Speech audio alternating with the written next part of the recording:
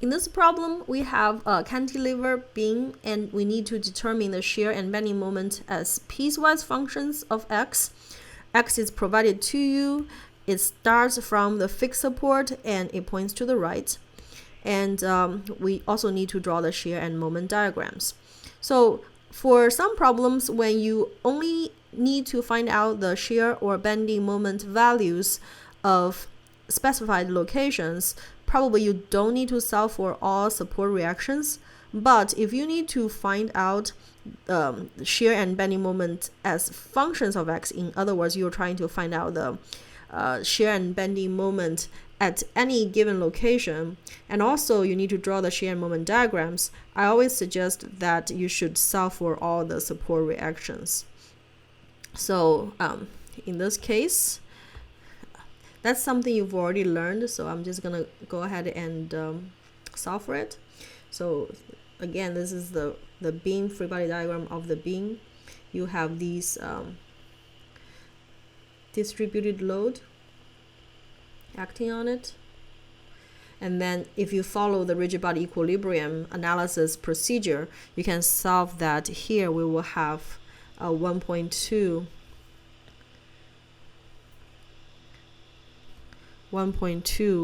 kilopound force here, and also a support moment of 1.2 kilopound foot. These two, by the way, are not internal reactions. They are not shear force or bending moment. These are external support reactions from the wall, from the fixed support. Now the free body diagram has been completed. This is a problem where we need to use method of sections.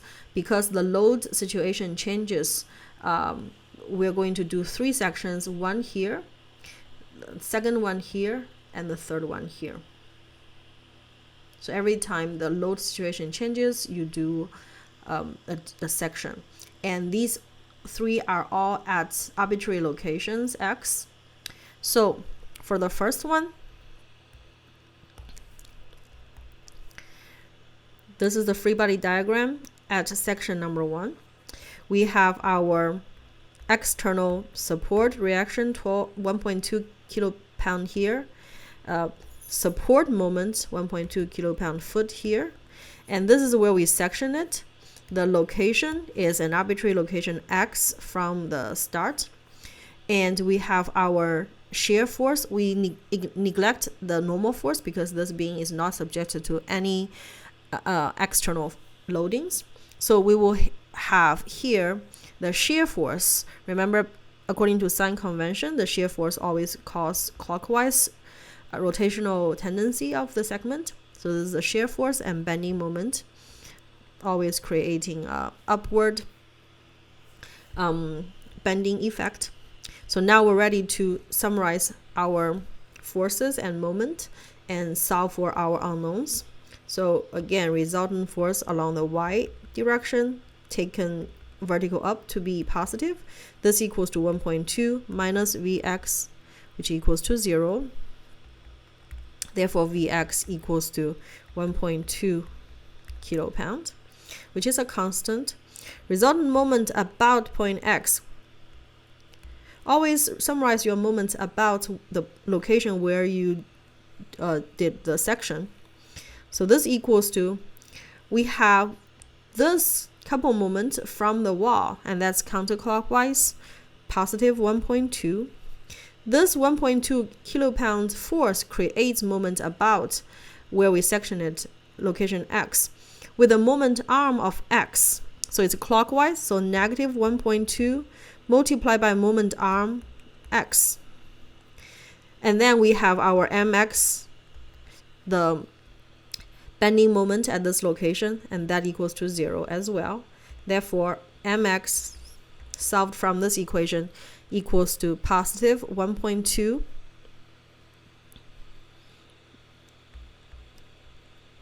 x minus 1.2 in the unit of kilopound foot.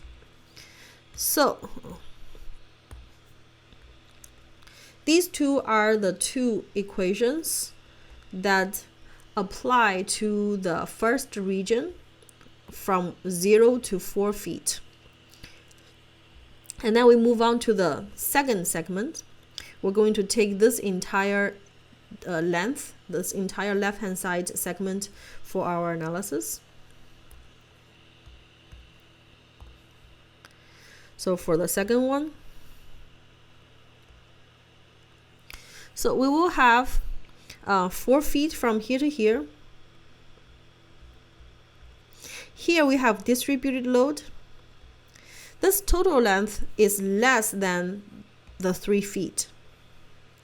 And from here to here altogether, that's x. Therefore, you can tell that from here to here, this location, this much is x minus 4 for the distributed load. There's no other external force. We still have our internal forces. We have our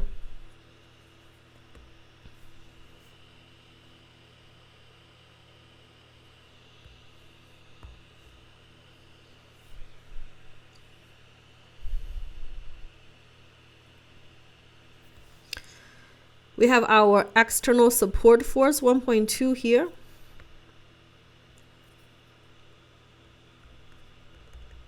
And support moment 1.2 kilo-pound-foot here.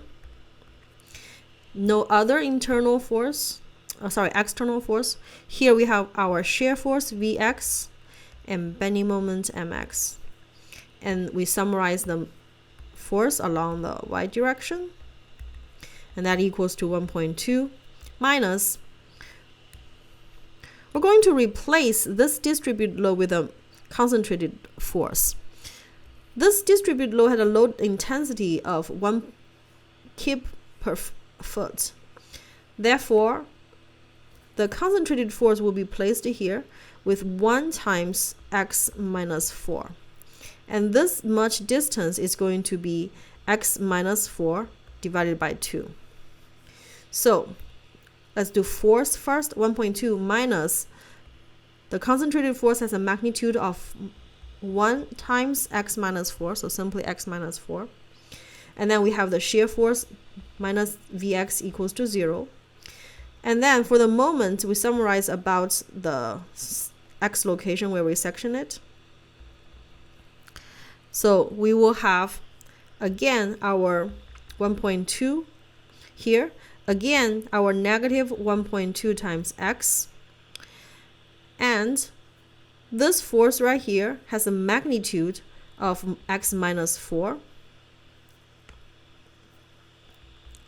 And it is creating counterclockwise moment about x point.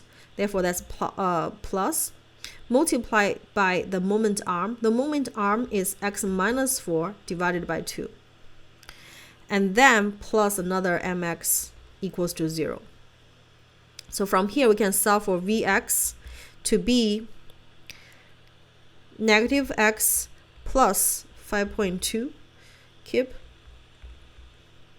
And mx equals to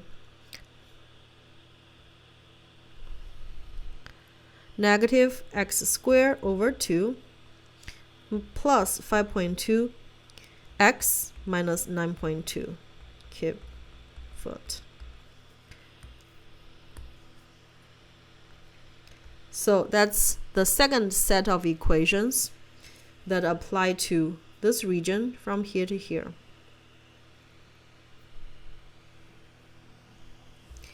Now for the last segment, we can do the same thing. We can take this entire left-hand side and do the analysis following the first 2 examples in this problem. But just so that we are a little bit familiar with alternative methods, now I'm going to take the right-hand side and do the analysis instead. Now, when I take the right-hand side, don't forget my x is still defined this way. Therefore, this is still the section where this entire distance is x. And the entire length of the beam is 10 feet. Therefore, this much is going to be 10 minus x. So now I'm going to take the right-hand side segment for the third analysis. Taking the right-hand side, As you can see, the advantage obviously is that I do not need to consider the fixed supports, support reactions. So I have a distributed load. The magnitude is 0.6 kip per foot, but the length is going to be 10 minus x. Therefore, I'm going to replace it with a concentrated force of 0.6 multiplied by 10 minus x. And remember, this is where I section it. This distance is going to be 10 minus x divided by 2. I don't have any other external reaction. Remember, this is a right-hand side segment. Therefore, here I have my shear force that is in this direction, causing clockwise rotational tendency of the segment, and bending moment mx here. So now, same thing, I'm going to summarize the force along the y direction, and that equals to Vx plus the magnitude of this force is 0.6 10 minus x, and that equals to 0. Resultant moment, again, about the x location, counterclockwise is 0. This equals to, I have my mx here. In this case, it's negative because I'm choosing the right segment, negative mx, plus 0.6 times 10 minus x. This is the magnitude of the force, multiplied by the moment arm, which is 10 minus x over 2, which is this distance right here. And that equals to 0. So from there, mx equals to 0.3. So Vx first, Vx equals to 0.6 x minus 6.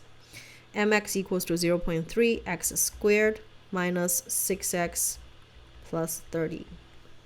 So that's my third set of equations that apply to this region right here.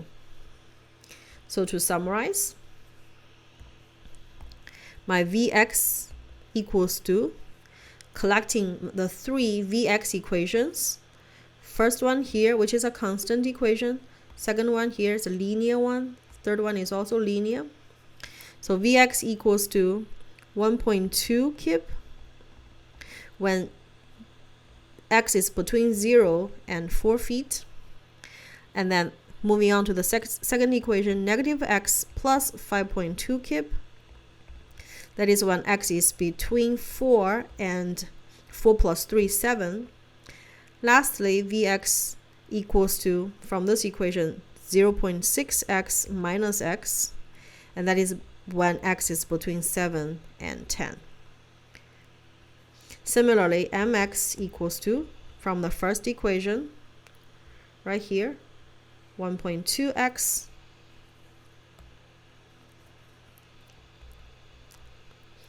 minus 1.2 kip foot.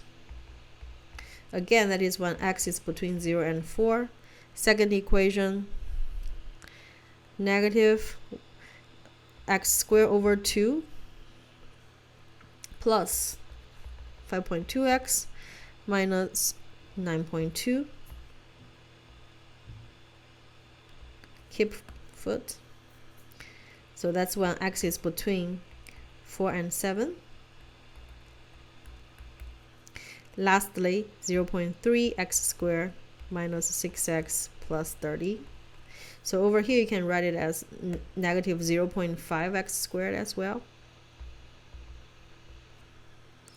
So that is when x is between 7 and 10. So now we have determined